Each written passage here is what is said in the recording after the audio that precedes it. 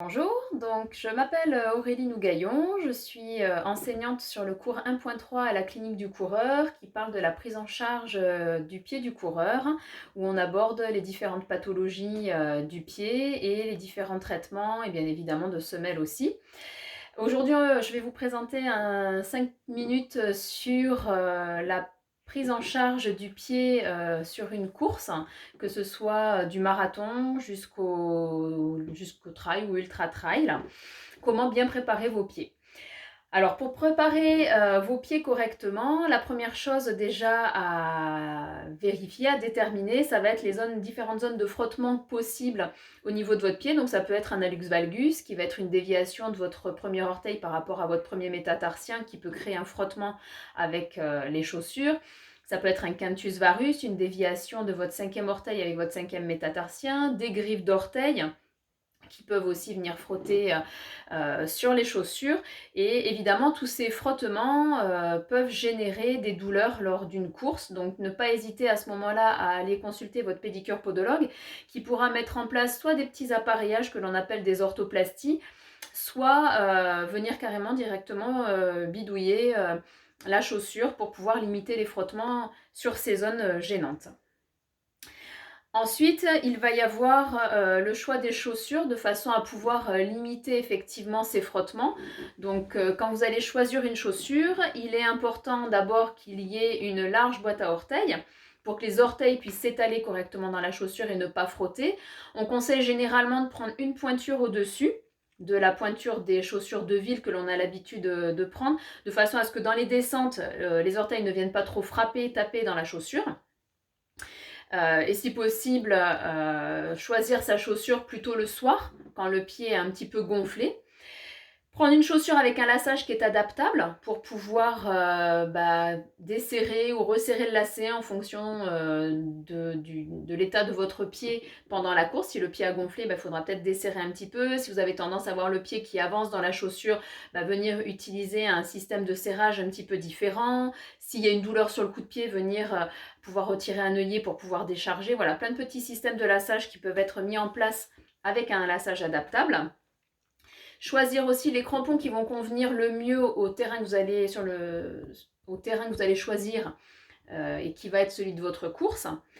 Et ensuite, prendre des chaussures qui vont être légères pour ne pas avoir l'impression d'avoir des gros sabots aux pieds. Et évidemment, les chaussures vont être à essayer directement lors de vos entraînements pour ne pas avoir de surprise le jour J, le jour de la course.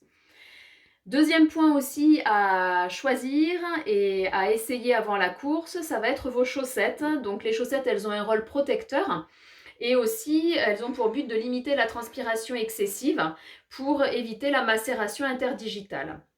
Donc il ne faut pas que la chaussette vienne serrer l'avant-pied pour éviter les frottements interdigitaux. Il ne faut pas non plus avoir de couture mal placée parce que sinon ça peut créer des plaies.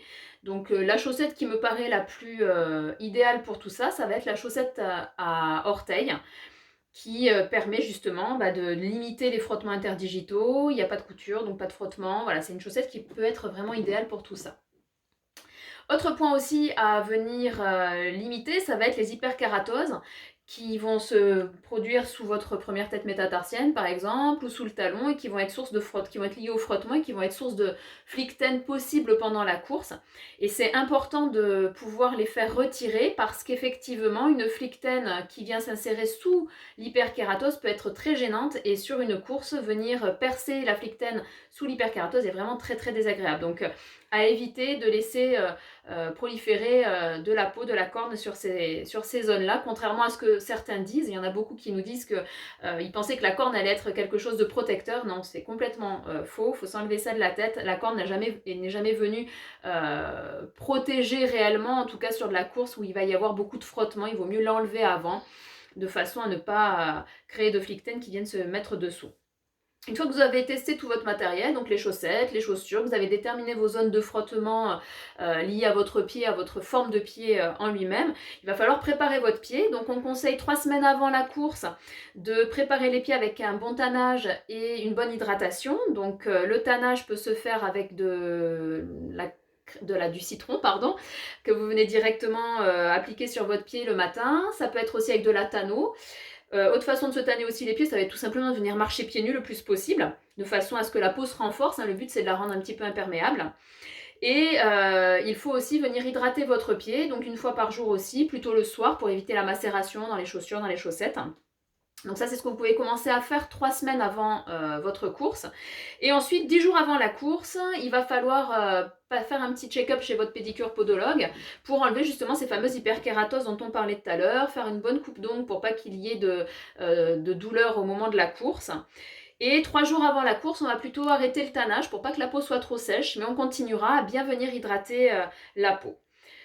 Le jour J, le jour de votre course, on vous conseille de toujours avoir, donc sur des ultras ou sur des courses un petit peu longues, d'avoir des chaussettes et des chaussures de rechange, de façon à ce que vous puissiez changer s'il y a macération ou s'il y a une gêne, voilà, que vous n'ayez pas ces douleurs-là.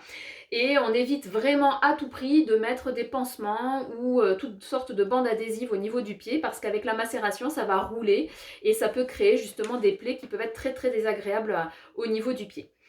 Donc avec tous ces conseils, il n'y a plus aucune raison de voir vos pieds en sang à l'arrivée quand on vous reçoit sur les stands de soins.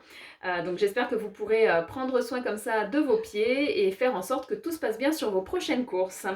Voilà, donc à vous de jouer et on vous attend demain pour les 5 minutes de la clinique du coureur qui auront lieu demain à 9 h.